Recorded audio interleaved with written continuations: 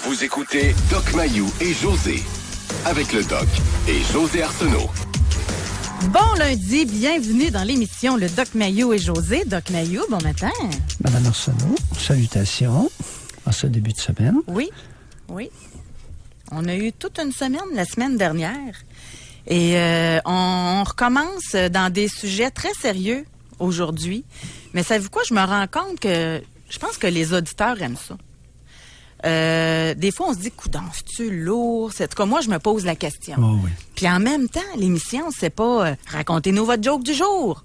Tu sais, on est avec un psychiatre. Fait que j'imagine que les gens écoutent pour avoir des pistes de réflexion dans ce qu'ils vivent. Et aujourd'hui, encore une fois, on s'inspire d'un courriel d'une auditrice. Oui. Qui disait quoi? Oui. Et là, je vais tenter de ne pas identifier les personnes concernées, parce que c'est pas important, là, OK? Ça a fait l'actualité. Je dirais pas dans quelle région, je dirais pas où, je nommerai pas personne. Oui.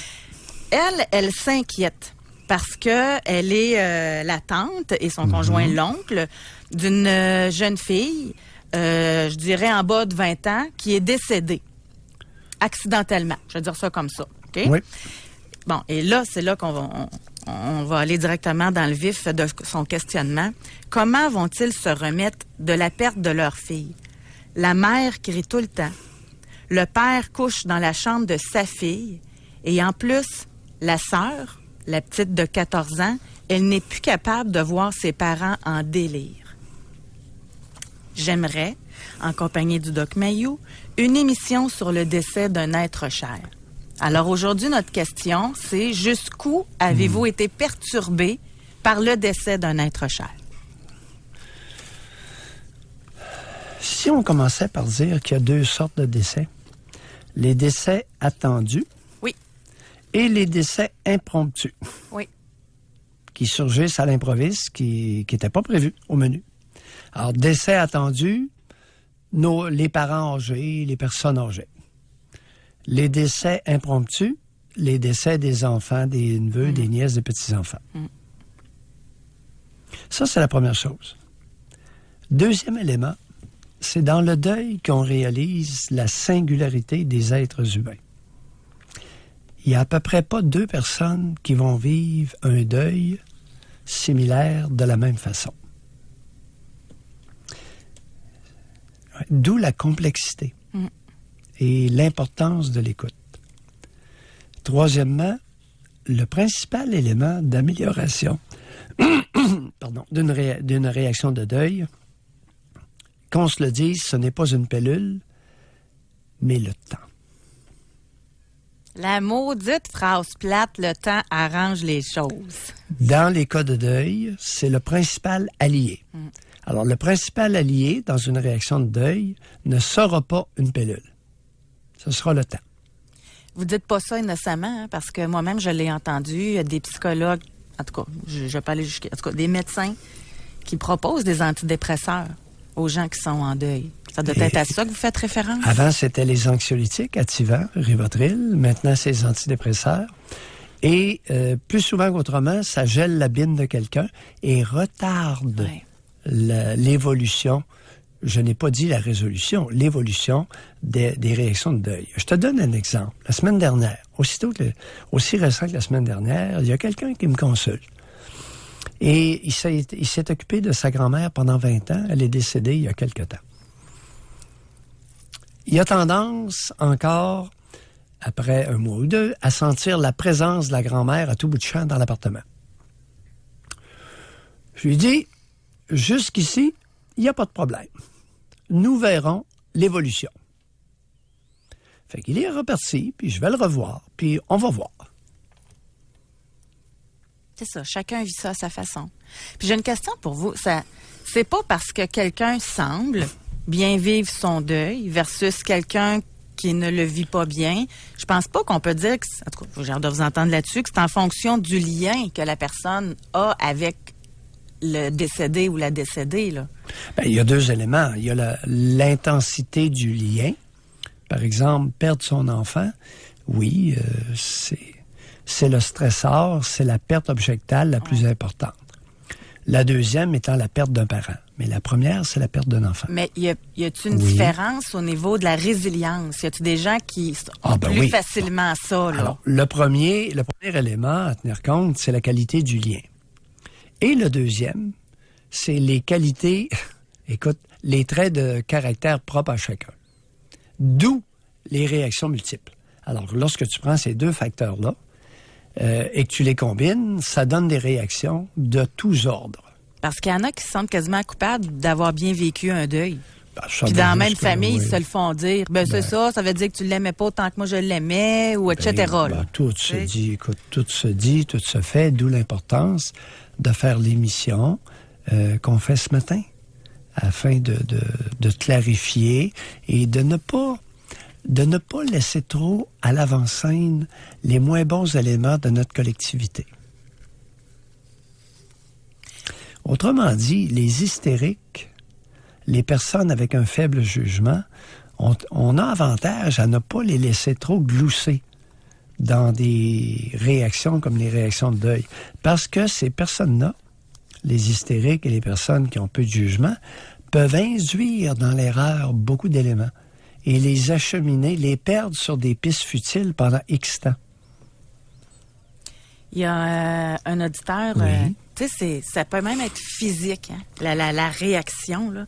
Il y en a un, lui, il dit 6 mois de chômage, pas capable de rien faire, aucune énergie. Mon frère est décédé le 30 juin et je commence à me sortir la tête de l'eau. Le temps. Mais il y en a que c'est plus fonctionnel, là. Lui, c'est ça, ça veut dire qu'il était plus capable de travailler. Ça l'a atteint à ce point-là. Ça peut arriver. Pour ces raisons, à lui. Chaque cas devient un cas d'espèce.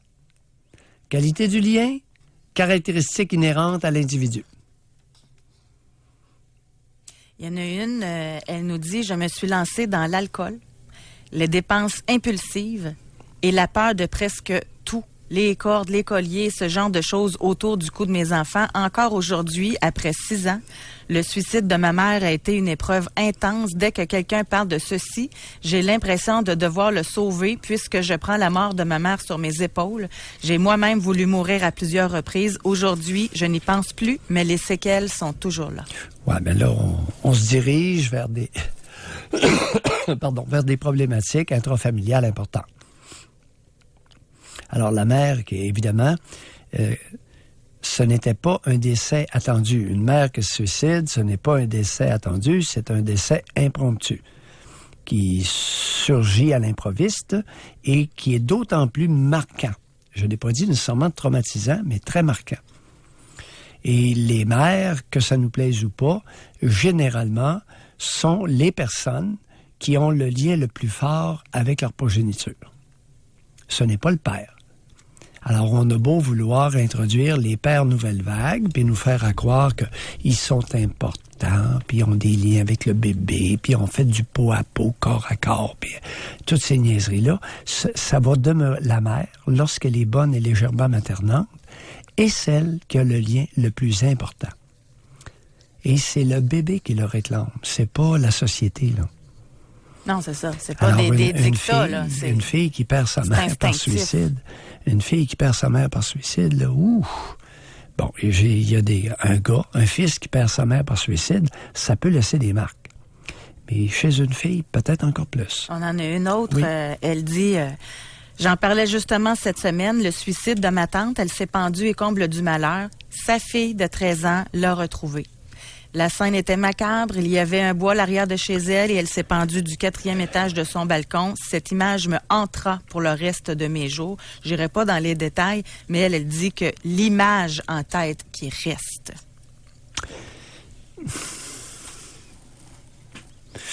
C'est drôle, ça m'interpelle cette histoire-là, José. Il y a des personnes qui se suicident et on a l'impression qu'elles veulent traumatiser les survivants. Est-ce que j'ai la berlue ce matin? Mais ça semble être le cas, là. Sa petite fille de 13 ans l'a retrouvée. Ça doit être terrible, ça. Pendue au balcon? Du 4e étage. Ouais. Ça fait longtemps que je me pose la question. Est-ce qu'il n'y aurait pas un côté agressif, violent dans le suicide de certaines personnes, par la façon dont ils le font. Premièrement, une femme qui se pend, c'est pas commun. Deuxièmement, une femme qui se pend au balcon, sachant très bien qu'elle a une fille de 13 ans, puis que probablement c'est elle. Il n'y a pas quelque chose de particulier là-dedans. Puis que d'autres vont la voir aussi en passant, là. Tu sais, si c'est au balcon. Là.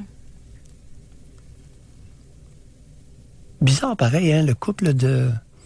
Pas Bloomberg, mais le couple de milliardaires, là, le président d'Apotex, là, la compagnie pharmaceutique, ils se sont accrochés après le balcon autour de la piscine. Un couple de milliardaires, 70 ans.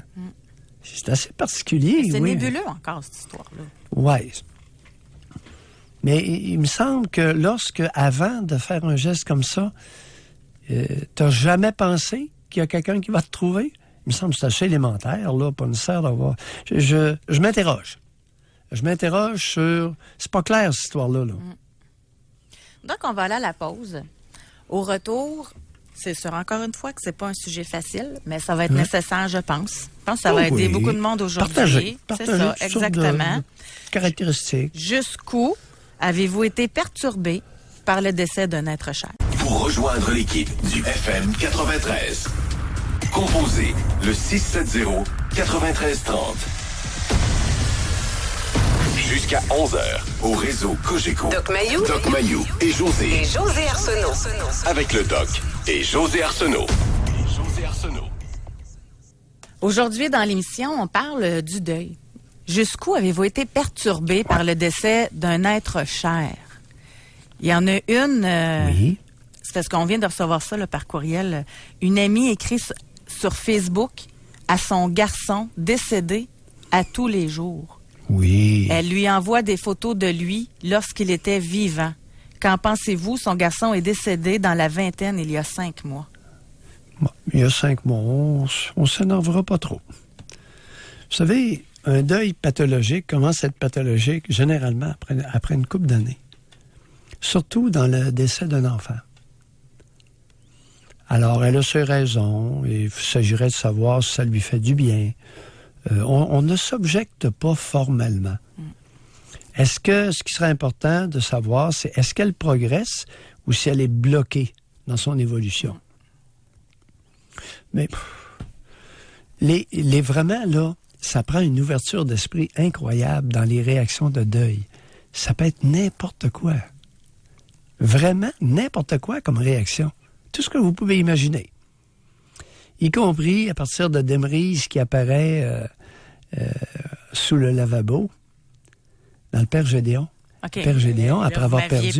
là, oui, le Père Gédéon, après avoir perdu Demrise, il y avait eu une de ses frousses parce qu'il avait ouvert le panneau de l'armoire sous le lavabo puis il avait vu le visage de Demrise. Tu comprends? Hey boy! Père Gédéon avait capoté. Il avait eu peur parce qu'il avait vu Demrise. Ça, c'était une vraie histoire ou c'était... C'est dans l'émission. OK. Du Père Gédéon. OK. Ah oui. Là, je te raconte des affaires d'autres fois. Non, mais il y en a plein qui doivent se situer, là, mais moi, vous m'avez perdu. Oui. Sa conjointe s'appelait Demrise, si ma mémoire est bonne, puis le Père Gédéon, peu de temps après. Alors, il n'est pas rare que des individus qui ont perdu un être cher, par exemple, vont se promener en ville sur une rue et momentanément vont voir quelqu'un de dos et croire que c'est la personne décédée. C'est assez fréquent comme... Là, l'émotion remonte. Oui, ou bien sentir une présence, comme se retourner, puis comme si elle était là. Alors, initialement, pendant quelques mois, là, on n'en fait pas un plat, on suit ça. À partir de quand c'est problématique? À partir d'1 an, 1 an et demi, 2 ans, dépendamment... Ça peut être long comme ça, oui. Ah ben oui! Un être cher. Pas quelqu'un dont on vous laisse débarrasser. Mais le pire de pire, ça doit être de perdre son enfant. Là. Ça, oui. C'est le stressor le plus difficile qu'un être humain puisse vivre, c'est la perte d'un enfant. Ensuite, la perte d'un parent. On va aller au téléphone, on va parler avec Caroline qui nous appelle du sud de la France. Bonjour, Caroline. Bonjour. Oui, Caroline. Oui.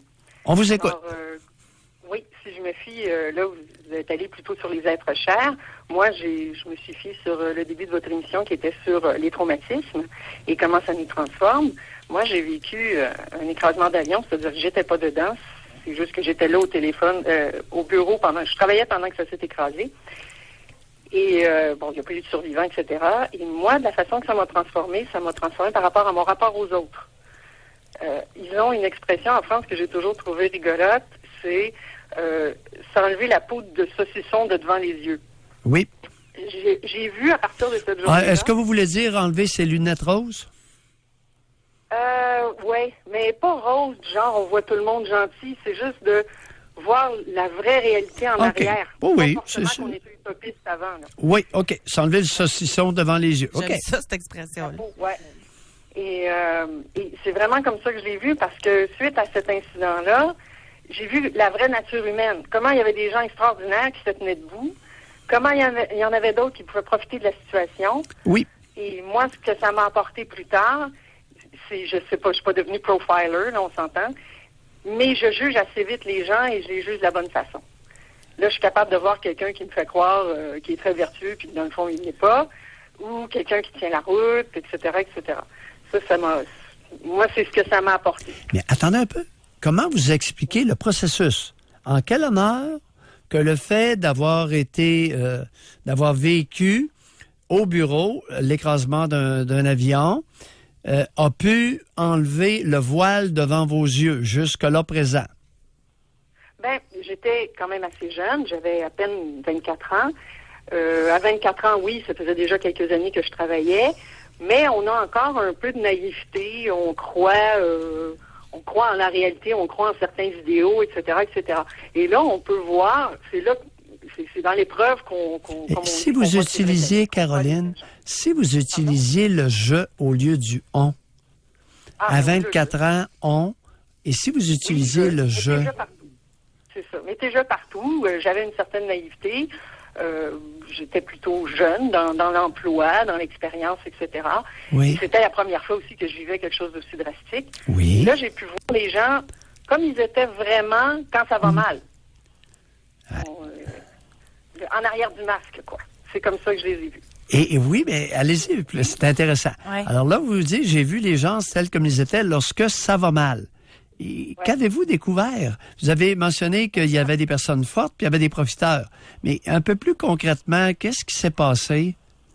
Par exemple, les gens qui étaient en position d'autorité, il y en a qui se sont dégonflés, mais comme des baudruches. Mais vraiment, tu te dis, mais ce gars-là, je me fiais sur lui, là. Lui, c'est comme un supérieur dans l'entreprise, il est en charge, mais il sait pas quoi faire. OK. Tu vois? Puis il y en avait d'autres, tu dis, ah, OK, là, elle pleure. Ah! On lui a, je vais donner un exemple, là, les gens, là, ils voulaient plus embarquer sur ce modèle d'avion-là. Ce qui est compréhensible. C'est irrationnel, mais c'est compréhensible. Mm-hmm. Et là, tout d'un coup, on a un vol quelques semaines à peine plus tard. Et ce vol-là, c'est sur le même modèle d'avion, mais c'est un vol beaucoup plus intéressant qu'un 18 heures aller-retour à Acapulco où est-ce que tu reviens sur les rotules. Ah là, j'avais des volontaires. Hein?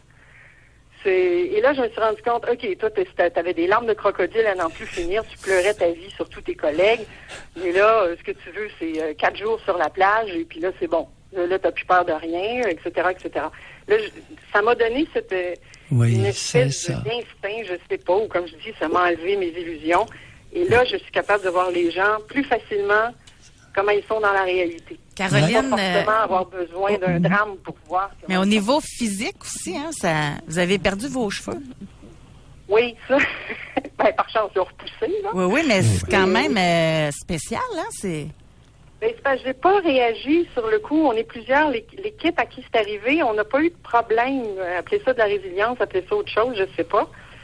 Mais au niveau émotif, ça allait. Je veux dire, c'est pas à nous que c'est arrivé, il faut bien comprendre. Nous, on a géré le problème, c'était des collègues.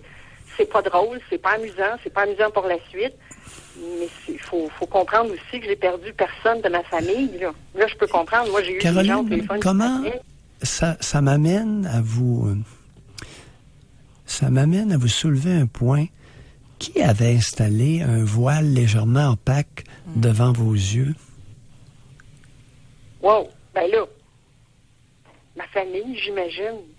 Ça peut pas... Qu'est-ce que ma vous mère, imaginez? parce que je sais bien que toutes vos Pardon? réponses se ramènent à la mère. Ah oui!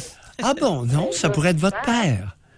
Non, vous vous trompez, c'est pas... La mère est importante, mais elle n'est pas seule, Caroline. Mais, Alors là, regardez vous... bien, peut-être mon père, pourquoi, puis je vais vous expliquer, c'est bien rigolo. Quand j'étais enfant, c'est mon père qui me contait des histoires.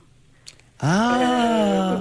On prenait pas des livres, là, ces affaires-là. Racontez-nous... Mon père nous contait des histoires, puis c'était bien rigolo. Ben oui, vous comptez... Et de quel âge à quel âge qu'il vous a raconté ces histoires, votre père? Oh, on était petits, jusqu'à quoi, 6-7 ans?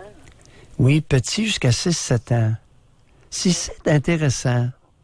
Quel était son agenda caché en vous racontant des histoires, chère Caroline, de 3 à 7 ans? Probablement se faire mousser, parce que c'était Pardon? comme le capitaine Bonhomme, c'était lui le héros. Oh! Pardon? Comment vous avez dit ça? Ben, c'est probablement pour se faire mousser, pour devenir notre héros encore plus, parce que c'est toujours lui, le héros de l'histoire. C'était comme le capitaine Bonhomme. Imaginez l'histoire du capitaine Bonhomme, c'est l'histoire de mon père. Ah, C'est pareil. c'est toujours la faute de la mère, Caroline. Vous vous faites attraper, chère Caroline. C'est pas toujours de la faute de la mère. Pas tout le temps. Mais elle comptait moins bien que lui. Peut-être moins modeste. Oh! L'histoire racontée par Papa le héros était incroyable. Ah non, mais c'est pour ça que ça a duré jusqu'à 6-7 ans. Après Ouais, ça a duré jusqu'à 24 ans, jusqu'à temps qu'arrive une tragédie, puis là, vous réalisez que Capitaine Bonhomme, puis le héros, là, le cave, là, wow! Il vous avait nuit, le cave. Ben, nuit, je veux dire, j'étais pas complètement désarmée devant le monde, là, mais... Non, mais ça a pris une tragédie pour vous enlever les lunettes. du saucisson dans l'œil. Non. Ça... Et voilà. Hey, merci beaucoup, merci, Caroline. Merci. Au revoir. C'est ça qui est intéressant. Avec vous, on va plus loin. Ça vient d'où, notre réaction? Fut attrapé qui voulait attraper. N'est-ce pas? Toujours la faute de la mère, c'est rendu un cliché concernant Mayou. Non, détrompez-vous. Ça arrive juste 90% du temps, hein? Pas Ouais, 100%. Hey, écoute, elle s'est faite... Non. Et ça va arriver de moins en moins. Avec les pères nouvelle vague. Écoute, le père de Caroline était New Wave. Il racontait des histoires et se proposait en héros, le petit homme, le nabo. Mais en même temps, je vais juste prendre du temps. J'assume 2 minutes de retard. En même temps, ça peut être cute, un père qui raconte des histoires, qui va dans l'imaginaire de l'enfant, qui va... De la petite fille? Pour être son héros, son papa chéri, son préféré? Il raconte des histoires Son de amoureux? chiens, de cheval, d'ourson, de... Non, c'était pas dans l'intérêt de Caroline, ça a été nuisible. Ben là, lui, il se mettait Je l'ai toujours appelé en le héros. nabo, le cave, parce qu'il a nuit. Et Caroline a eu besoin d'une tragédie pour réaliser que le nabo l'avait induit en erreur. L'histoire de Caroline, là, vous êtes totalement dans le mille. Mais moi, je fais référence, puis j'en connais même pas qui font ça, mais je me dis, il me semble, ça doit être le fun, un père qui raconte des histoires à son enfant. À sa fille, c'est toujours le fun. Donc. Oh, il lui fait faire ses prières. Il lui fait Ça ses doit plus caresses. exister bien, ça. Faire les prières. Fais attention. Il lui fait faire ses prières. Il lui raconte des histoires. Ouais, mais ça, c'est pas correct. Il lui donne son baiser. Ah ben là, c'est sûr, on est d'accord. Baiser, bain, douche, etc. Mais raconter des histoires, on fait pas ça à sa fille? À tous les soirs. Non, on fait pas ça à sa fille. Non. Fait que c'est à la mère à raconter les histoires. Jusqu'à temps que la petite soit capable de lire. À 7 ans, là, ça fait 2 ans. Ça fait 2-3 ans qu'elle est capable de tourner les pages et de voir les images. Hein? Ça fait 3 ans. Il continue. Moi, ce que j'aime de ces pères-là... C'est le prétexte pour être dans la chambre de la petite fille. Ils adorent aller border leur fille et lui raconter une histoire dont ils se proposent le héros. Et qu'il y a du mal partout puis qu'on le sait pas. Moi, j'aurais jamais pensé, quelqu'un me raconte ça, j'aurais jamais pensé que c'était mal. Là. Très prévalent actuellement. Ah oui, ils se garagent tout... Ils ont compris. Oui, merci énormément à Caroline parce qu'elle est très avant-gardiste dans son histoire passée. On va aller au téléphone, on va aller à la pause. Au retour, on s'en va à Stoneham et également à Québec parler avec d'autres auditeurs qui vont nous expliquer jusqu'où le décès d'un proche les a perturbés. Pour rejoindre l'équipe du FM 93, composez le 670-9330. Doc Mayou et José Arsenault. Avec le Doc et José Arsenault. Au réseau Cogeco. Jusqu'où avez-vous été perturbé par la mort d'un proche? José, si tu me permets, l'appel précédent, Oui. Il y a une dimension qui est importante de souligner, c'est la suivante. Il est reconnu que les individus en poste en temps de paix sont rarement les plus efficaces en temps de crise ou de guerre. Ça, c'est connu depuis Mathusalem, mais on en parle très peu. Alors, les individus qui occupent des postes peuvent être extrêmement décevants lorsque la tempête se lève et qu'il y a une crise ou une guerre. Pour la logistique, le quotidien, les réunions, la prévision, la prévention, tout ça, c'est bon. Oui. Mais dans l'adrénaline, quand c'est le temps, Non. c'est là qui... Oui, généralement, le plus souvent, ces leaders de paix s'écrasent et doivent être remplacés par des leaders de crise ou de guerre. Intéressant. Et alors que les leaders de crise et de guerre, dans le quotidien, le train-train serait pas bon. Hein, c'est un peu ça. Attends un petit peu. Alors, que fait-on? Qu'a-t-on fait du général Patton en Europe, après la guerre? Il s'est tué dans son Jeep à une croisée de chemin, semble-t-il. Qu'est-ce qu'on a fait avec Winston Churchill après la guerre? Là, il était alcoolique, il fumait trop, puis... alors, les leaders... et c'est pas surprenant. Allez pas vous surprendre de ça, là, c'est normal. On va aller au téléphone, on va parler avec Rémi de Stoneham. Bonjour, Rémi. Bonjour. Bonjour, Rémi. Bonjour. Oui, moi, j'ai perdu mon père il y a 2 ans et demi. Oui. Dans la maison chez nous, il était venu nous aider à faire des travaux, puis je l'ai trouvé le matin mort dans son lit. Oui. Puis 1 an et demi plus tard, ce qui veut dire le 6 février qui s'en vient, là, ça va faire 1 an. C'est ma femme qui est morte dans le cours chez nous subitement. J'ai essayé de faire des manœuvres de réanimation. Ouais. J'ai... En tout cas... Coudon, il y a des problèmes cardiaques autour de vous, Rémi? Oui. Ben, toi, vous n'êtes pas chanceux. Des causes. Oui, quel âge avez-vous, Rémi?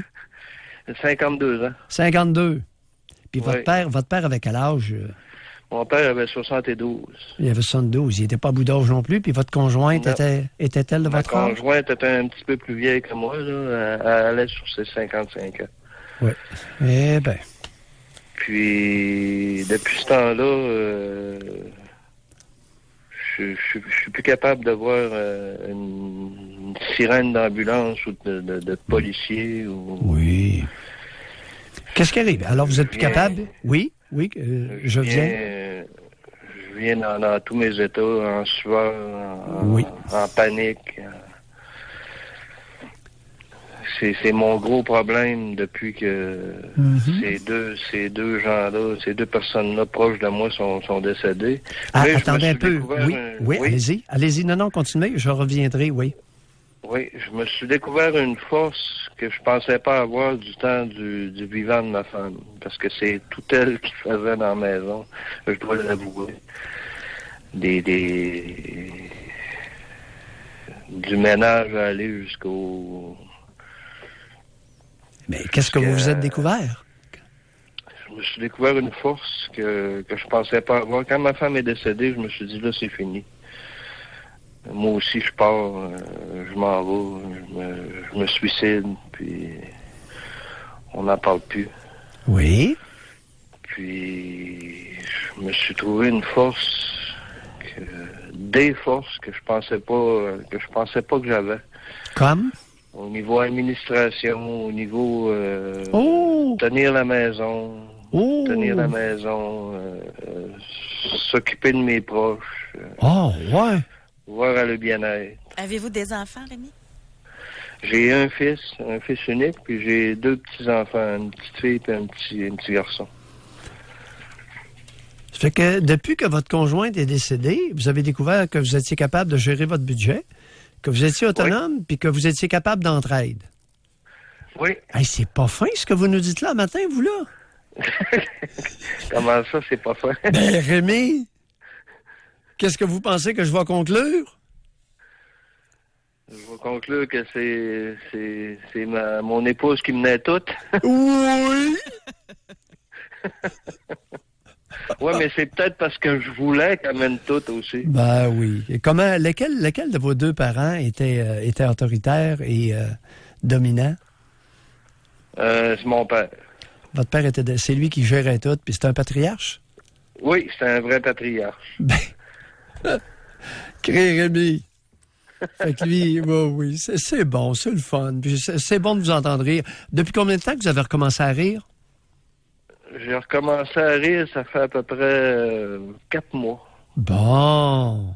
4 Alors, mois. alors Puis c'est la bonne nouvelle, cher Rémi? Je me suis trouvé aussi une proximité avec ma mère Ah. que j'avais pas. Oh, ouais? Du temps du vivant de mon père, puis même du temps du vivant de mon épouse, j'avais pas une grosse proximité avec ma mère. Ouais.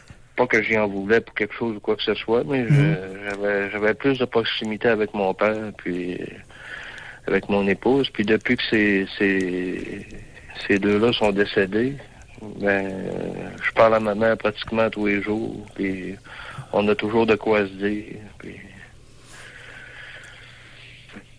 Fait que ça aussi, c'est une... Ça, là-dessus, je suis moins sûr que ce soit une si bonne nouvelle. Là. On va faire attention. Alors que vous ayez commencé à rire à nouveau depuis... Et quel âge a votre mère? Là, ma mère est rendue à 75 ans. À 75. Dans quel état est-elle au niveau santé physique et santé générale? État général? Ah, elle est très allumée, puis très en santé. Bon, alors qu'elle s'occupe, et vous, de votre côté, vous vous occupez, puis pas nécessaire de se parler tous les jours. Là. Vous n'êtes pas sa fille quand même, OK? Parce que ça... Ah oui? Qu'est-ce qui vous fait rire?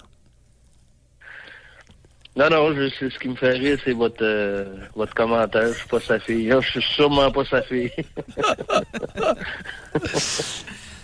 Ouais, c'est bon. Alors, écoutez, oui, vous avez eu votre... ne vous inquiétez pas trop des symptômes et réjouissez-vous de l'évolution. Alors, début du rire depuis 4 mois, j'aime ça. Et puis, vous êtes plus porté, ce que vous avez dit, écoutez, vous êtes en train de vous découvrir. Vous avez été écrasé par votre père et vous découvrez des facettes qui font en sorte que le goût de vivre pourrait renaître et s'installer. Relation avec votre fils? Ah, c'est très bonne. Bon, c'est-à-dire, donnez-nous quelques exemples. Ça veut dire qu'on se parle régulièrement, pas à tous les jours. Non, pas à tous les jours.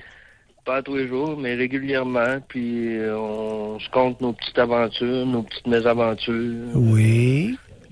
Il n'y a pas de cachotterie entre nos deux. Oui. Et quand il y a besoin, lorsque vous avez parlé d'entraide tout à l'heure, j'imagine que ça l'incluait? Lui rendre service? Ah, oui. Bon. Oui, beaucoup. De toute beauté. Merci beaucoup, De toute Rémi. beauté, c'est bien amorcé. Est-ce que vous prenez des médicaments? Oui, je prends des antidépresseurs ou des anxiolytiques. Eh boy, le lunch au complet. Antidépresseurs plus anxiolytiques. Oui. Et pendant combien de temps votre médecin a l'intention de vous tenir là-dessus? Ben là, je le vois prochainement. Puis j'ai toujours été en descendant, là. Fait que j'imagine que ça va aller encore en Vous le en voulez dire en diminuant les... en diminuant les doses. Ouais. Excellent. Ouais. Bye, Rémi. Merci, On lâche Rémi. pas. OK. Bel exemple. Merci beaucoup. Bye. Oui. Je vais vous poser la question d'une auditrice suite à Rémi parce que vous avez dit c'est peut-être pas une bonne idée là, de parler à votre mère tous les jours. Pourquoi ça serait pas une bonne idée? Ben écoute, c'est pas une fille, là. C'est pas une fille. La grande proximité mère-fils est rarement dans l'intérêt du fils. Alors là, il est en train, la mère a 75 ans, et ça lui fait beaucoup plaisir d'avoir un téléphone de son fils à tous les jours, mais je suis pas sûr qu'à moyen terme, ça va faire l'affaire de Rémi. J'aimerais mieux que... Ça peut-tu bloquer? Là, il va entendre... Je ne veux pas provoquer les affaires, puis il est peut-être pas prêt à ça pantoute, mais ça peut-tu jusqu'aller à bloquer l'arrivée d'une nouvelle personne dans sa vie? Ça peut, effectivement, le contact étroit mère-fils à cet âge-là Ou peut fille-père? nuire ou interférer avec l'intérêt vers une femme qui n'a aucun lien sanguin. Et fille-père aussi? Pardon? Fille-père aussi? Oui. Même chose. Les liens trop proches parent-enfant, c'est jamais dans l'intérêt de l'enfant, peu importe l'âge. Maintenant, j'ai bien dit tout à l'heure, et Rémi, ça l'a fait rire, il a compris. Oui. Alors, qu'une fille appelle sa mère à tous les jours, ça, c'est une chose. Mais qu'un fils appelle sa mère à tous les jours, ça n'a pas le même impact. Tu sais, la négation des genres m'amuse, me fascine, me sidère à l'occasion et m'interpelle régulièrement. C'est bien dit comme envolé, hein, quand même. Oui. Mais ça, c'est une notion qui est très difficile à comprendre. Je pense qu'il va falloir y revenir. Et qui est dans le déni. Écoute, j'entends régulièrement des personnes vouloir abolir les différences de genre. Écoute, il n'y a pas de différence de genre selon certaines cervelles d'oiseaux bien envolées. Bien oui, il y a des différences de genre. Imaginez-vous donc, il y a des différences de genre. Et au niveau relationnel, au niveau de l'intimité, oui, que ça plaise ou pas. On va aller à la pause, Doc. Au retour, Denis, il y a 3 de ses proches qui se sont suicidés. Ouais. On va lui parler. Il y en a qui ont des grosses épreuves.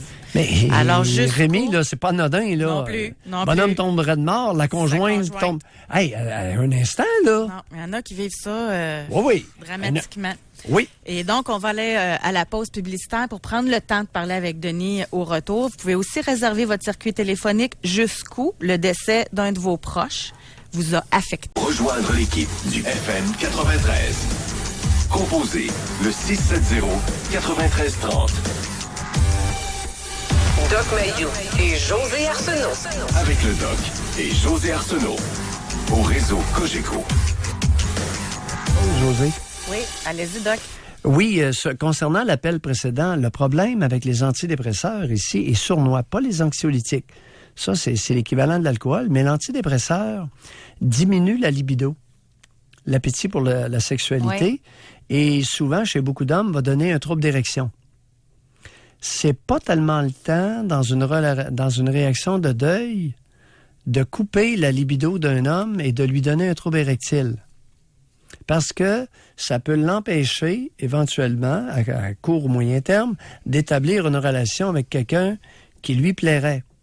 Alors que lorsque notre libido est coupé, établir des contacts puis cruiser, là, ça ne nous intéresse pas.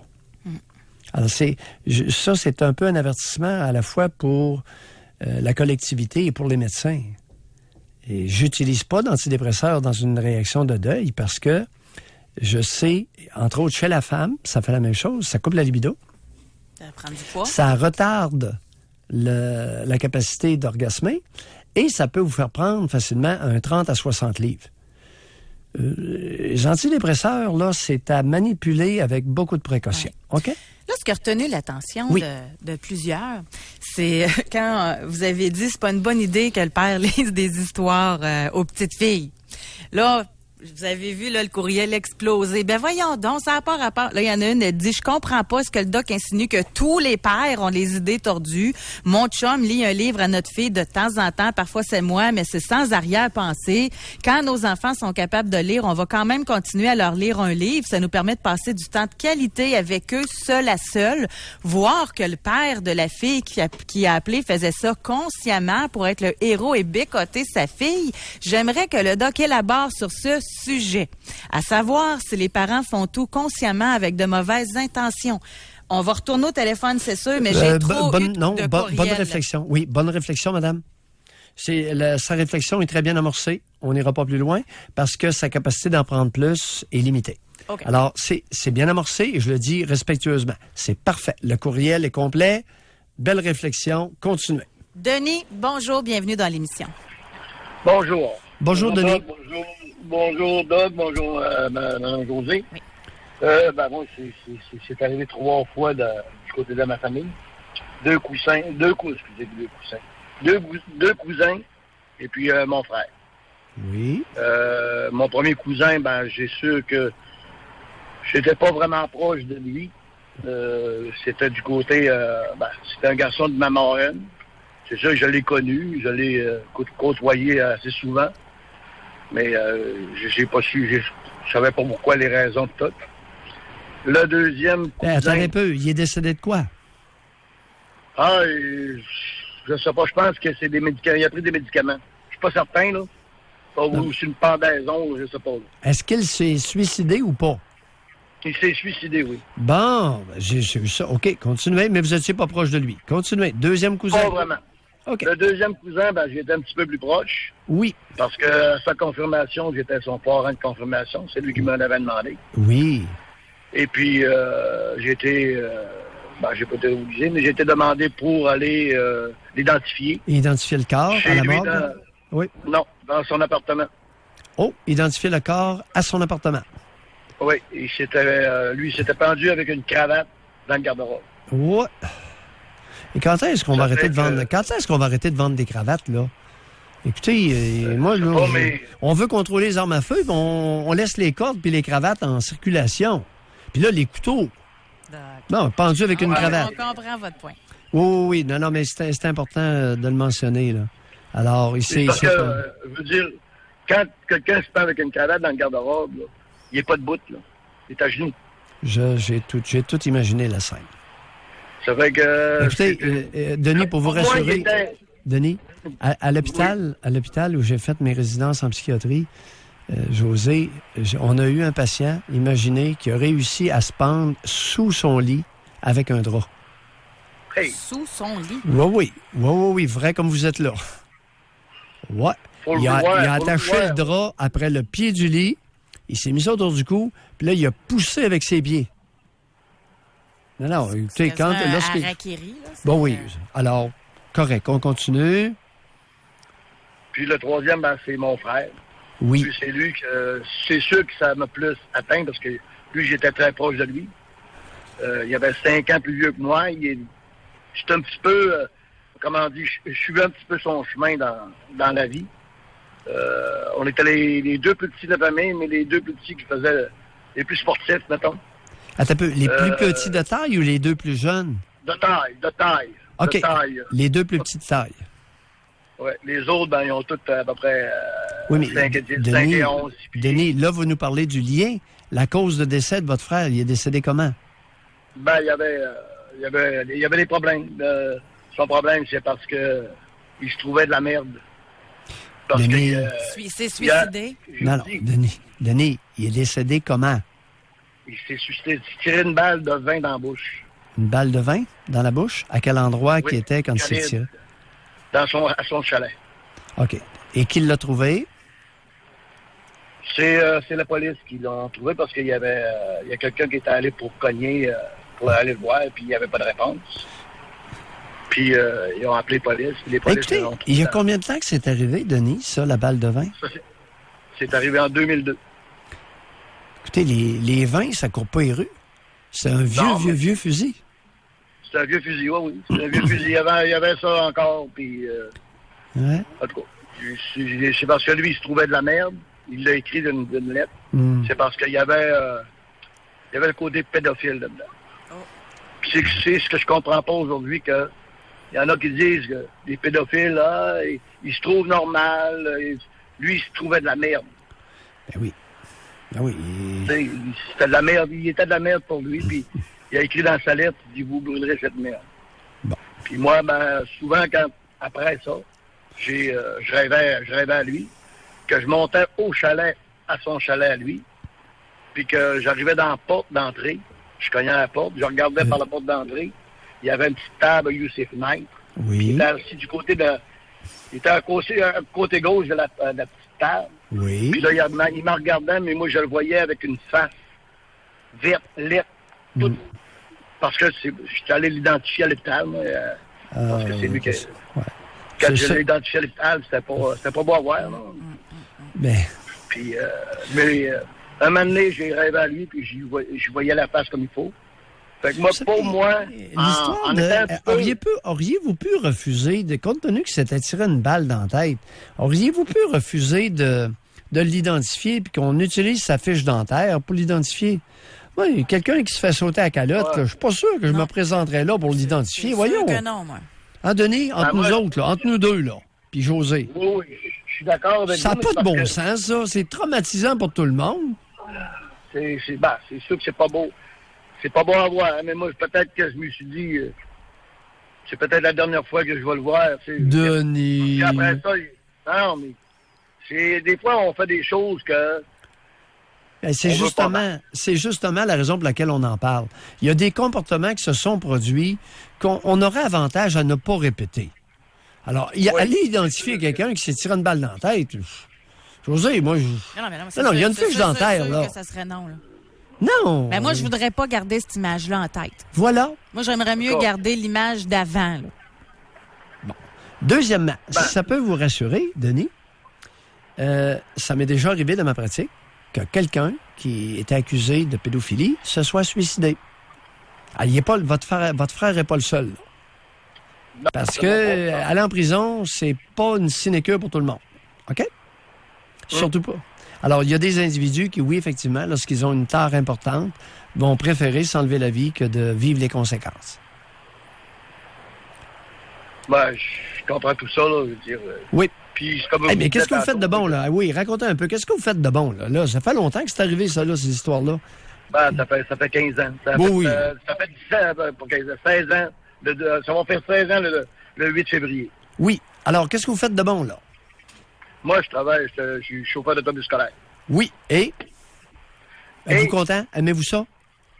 J'adore ça. Parce que moi, j'adore les enfants, là. Je n'ai pas d'enfants, mais j'aurais aimé en avoir. Oui. Puis, c'est ça, moi, c'est sûr que j'ai pas toujours eu une vie facile. Souvent, tu dis, quel chemin tu vas prendre, quel chemin tu vas aller. Mais... oui, là, vous en avez pris un, vous êtes rendu à un certain âge. Vous avez quoi, dans la cinquantaine? J'ai eu 59 le 4 janvier. 59 ans, puis vous êtes chauffeur d'autobus, puis vous aimez ça, vous êtes en bonne santé? Je fais de l'arthrose dans la colonne, dans les hanches, je me suis fait opérer les hanches, tout ça, mais on continue, il faut bouger. Oui, excellent. Denis, on continue? Oui, bye. Merci de nous avoir parlé, Denis. Merci. Ça, c'est... Tu sais, il y a des traumatismes aussi, là. Tu sais, il y a des, comme vous le disiez, il y a des morts qui sont attendues, impromptues, mais il y a des traumatismes.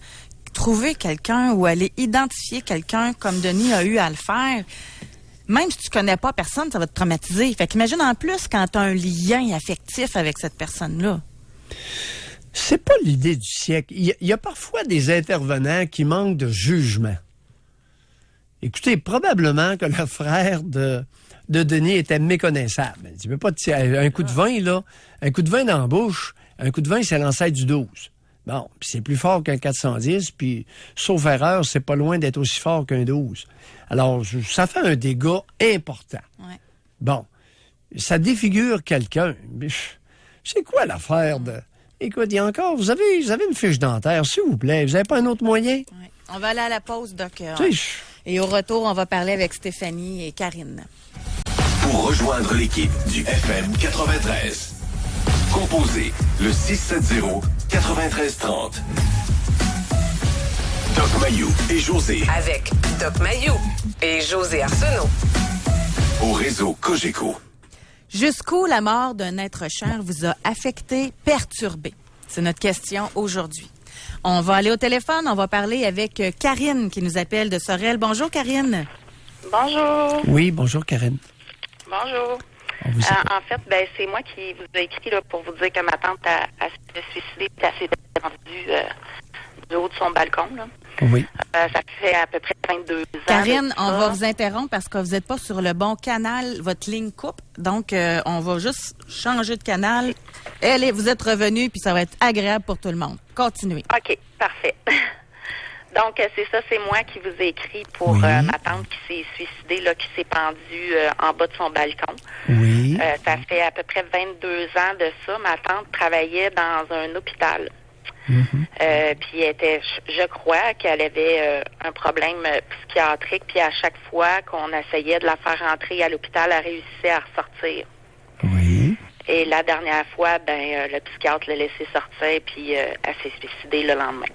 Oui. Et est-ce que c'est cette dame-là qui avait une fille de 13 ans qui l'a trouvée? Oui, exactement. Exactement. Okay. Ma tante était capable du meilleur et du pire en l'espace de 5 minutes. Elle avait vraiment une personnalité un peu borderline, là. Donc, puis quand elle s'est suicidée, j'ai vraiment l'impression qu'elle a voulu faire du mal autour d'elle. T'sais. Elle savait qu'elle allait faire du mal, puis elle l'a fait. Elle le savait?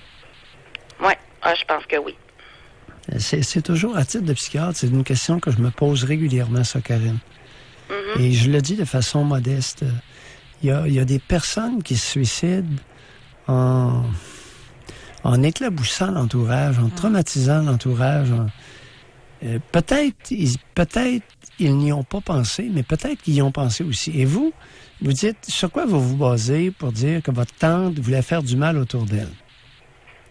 Bien, parce que dans les dernières semaines, elle a vraiment fait comme le vide autour d'elle. Parce que là, ce qu'il faut savoir, c'est qu'elle, ça faisait souvent qu'elle disait qu'elle voulait se suicider. Là, on allait, tu sais, c'était beaucoup de cris d'alerte et tout ça. Oui. Puis, à la fin, dans les dernières semaines, elle a vraiment fait le vide. Puis, elle était comme en séparation aussi en même temps. Et je sais qu'elle a laissé des lettres et que c'était pas très gentil à ce qu'on m'a dit. Ce qu'il y avait dedans. OK. Donc, c'est pour ça que je me dis qu'elle vous avez pas eu l'occasion de lire les lettres en question? Non. Mais si elle a fait le vide, comment vous expliquez qu'elle faisait le vide autour d'elle et que c'est sa fille de 13 ans qui l'a retrouvée? Bien, c'était la seule qui restait avec elle à la maison. Puis moi, j'y ai parlé dans la dernière semaine. Attendez un peu. Vous êtes en train de nous dire qu'au Québec, on va laisser une enfant de 13 ans avec sa mère qui est activement suicidaire. Oui. Bravo le Québec. Oui. Bon. Qu'est-ce que vous pensez de ça? Bien, ça n'a pas de sens. Ça n'a pas de sens. Eh boy. Il y en arrive des affaires. Moi, j'avais à peu près 16-17 ans à cette époque-là. Là. Oui. Puis je me souviens qu'il y avait beaucoup de tabous autour de ça. Là. Tu sais, mes tantes, tout ça, là, la famille ne voulait pas trop en parler. Puis c'était très, très, très difficile. Karine, c'est pas un événement glorieux, tu sais. Surtout avec les lettres qu'elle a laissées, puis l'enfant de 13 ans qu'on a laissé pour prendre soin d'une suicidaire. Ouais. J'ai un problème avec... On fait pas ça. Tu sais, José, il y a des limites là, à être irresponsable et à manquer de jugement. Écoutez, la personne est suicidaire. Qu'on essaie de l'entourer d'un adulte, pas d'une petite de 13 ans. Ouais, comment elle va, là, votre cousine de 13 ans? Comment va-t-elle, là? Pas bien. Je savais que vous allez me le demander.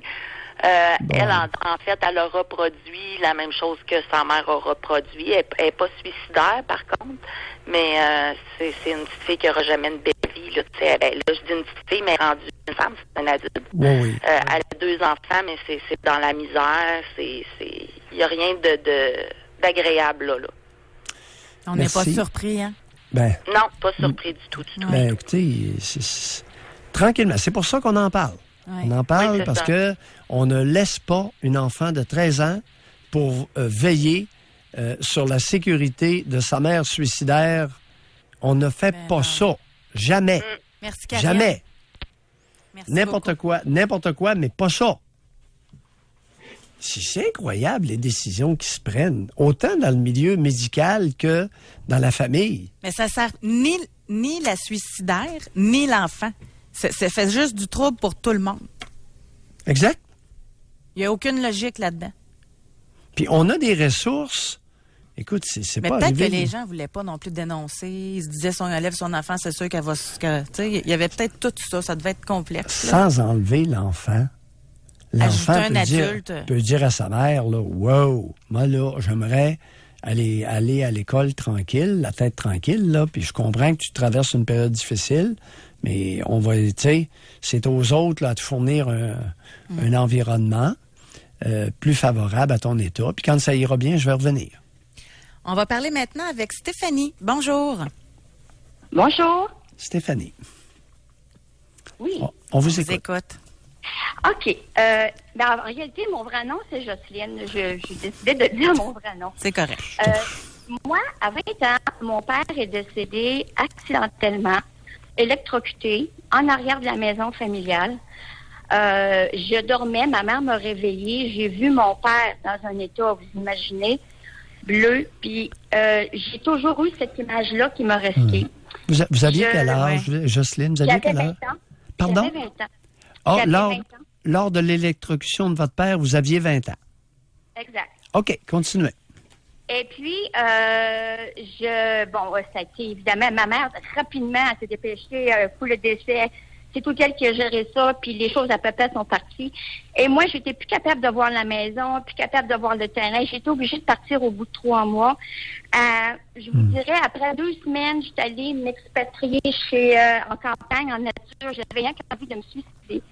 J'étais pas capable d'accepter la mort. J'ai dit à mon père, viens me chercher, ça n'a pas de bon sens. J'avais l'image.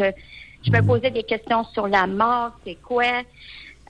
Au médical, on m'a arrêté de travailler. On voulait me dire des antidépresseurs. J'ai dit non, je sais c'est quoi mon problème. C'est que j'ai de la misère à accepter la mort. Puis là, je suis tombée en thérapie. Puis moi aussi, comme le premier monsieur qui parlait que l'ambulance, il y a de la misère avec ça, j'ai été pendant des années à venir mal en voyant une ambulance. Puis j'ai vraiment fait une thérapie sur les ambulances, puis comment gérer ça. Puis écoutez, ça fait 35 ans. Puis j'en ai fait des thérapies, là, vous pouvez pas vous imaginer, c'est incroyable. Oui. Des questionnements, des lectures sur la mort, du développement de soi.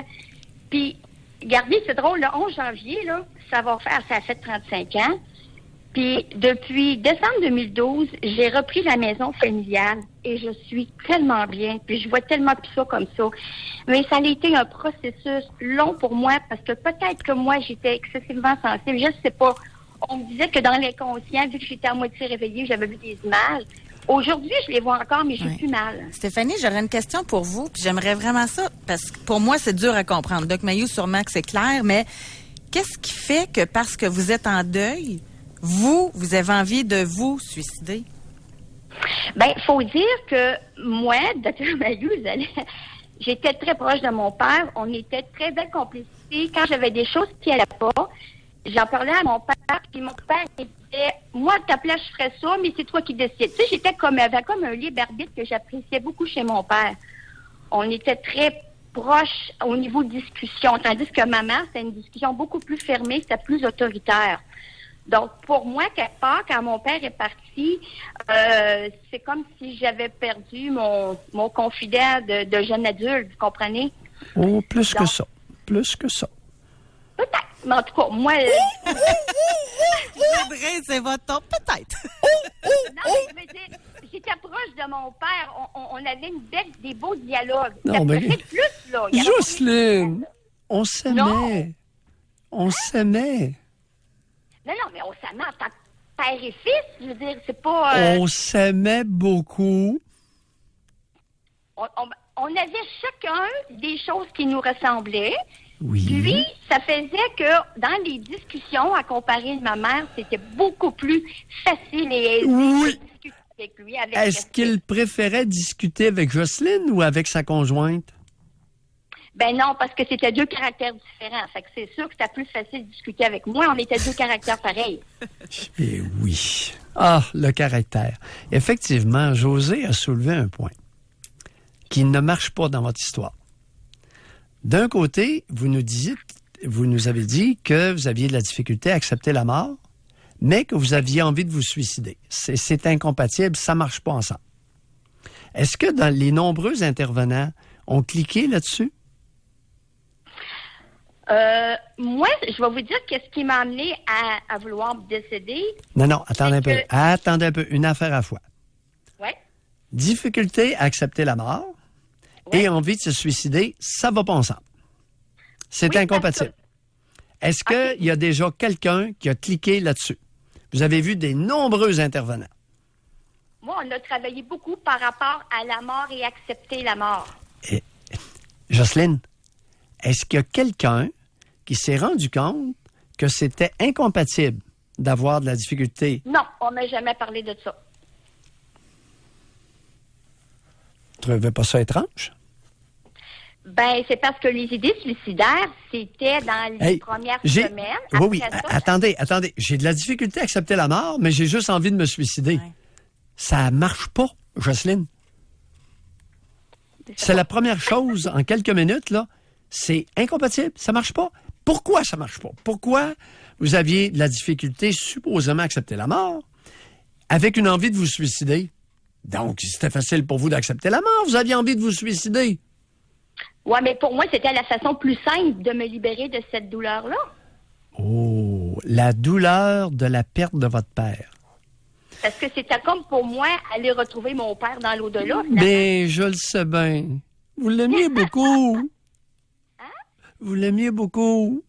En tant que père. Non, mais il faut l'aimer à Titi pour vouloir mourir pour aller le rejoindre, hein? Ben là, Jocelyne, pour aller le retrouver dans l'au-delà, il faut l'aimer pas mal, comme dit José. Y a-tu quelqu'un qui a cliqué là-dessus, dans vos intervenantes? Non, il n'y a jamais personne qui m'a parlé de ça. Il parlait beaucoup de l'attachement. Ben, c'est parce que c'est sûr que dans le contexte des thérapies... Jocelyne. Oui, Jocelyne. Les intervenantes vous parlaient de l'attachement à votre mère?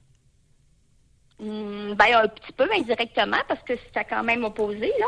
Oui, mais la relation amoureuse avec le sentiment amoureux de votre père envers vous, jamais personne qui a relevé ça? Non.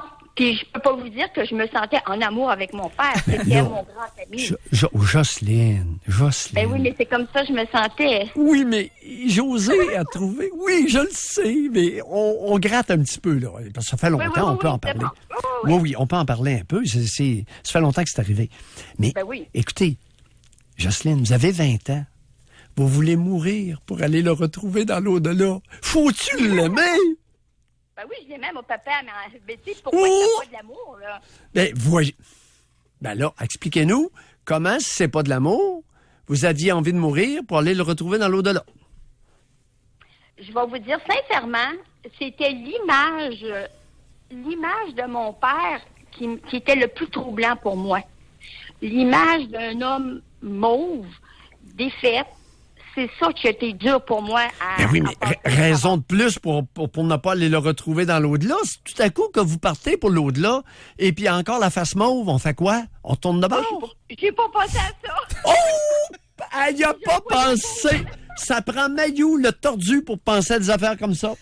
Jocelyne, Bye, Jocelyne. Merci d'avoir été avec Merci beaucoup de la confiance, Jocelyne. Mais voyez-vous, moi, je vais faire un petit éditorial rapide, puis c'est rare que j'en fais sur la religion, là. Mais voyez-vous, un des mauvais côtés de toutes ces histoires-là, de l'au-delà, puis on va aller... Je lisais des messages... Ces temps-ci, on dirait que je vois ça sur Facebook, là. Il veille sur toi de l'au-delà. J'espère... Il y en a un qui est mort. J'espère que mon fils, tu vas le protéger à tes côtés. Ça, là... Regardez, elle a voulu mourir. Bon, là, elle va peut-être réaliser d'autres choses, là, mais ce qu'elle nous dit, elle a voulu mourir pour aller le retrouver dans l'au-delà. Mais il n'y en a pas d'au-delà. Elle va mourir dans le vide pour rien. C'est ça que je trouve plate dans ces croyances-là. Mais même dans sa croyance, elle avait oublié de penser que peut-être dans l'au-delà, il est resté la face mauve. Doc Mayou, dans l'au-delà, ils deviennent tous des anges. C'est ça que vous n'avez pas pensé. Ils deviennent avec la face blanche? Non, mais ils deviennent comme angéliques, tout beaux, tout. C'est ça qu'on croit, là. Ils restent pas avec la tête défaite par un fusil ou ils restent pas, tu sais. Mais c'est ça qui est dangereux. Il y a peut-être des gens qui sont morts en croyant qu'elle allait aller dans l'au-delà. Retrouver la personne décédée? Hey, mais c'est-tu beau l'au-delà? Oui, mais tout à coup que ça existe. OK, on va à la pause. Pour rejoindre l'équipe du FM 93, composez le 670-9330. Doc Mayou et José Arsenault. Le Doc Mayou et José, c'est le Doc et José. Au réseau Cogeco.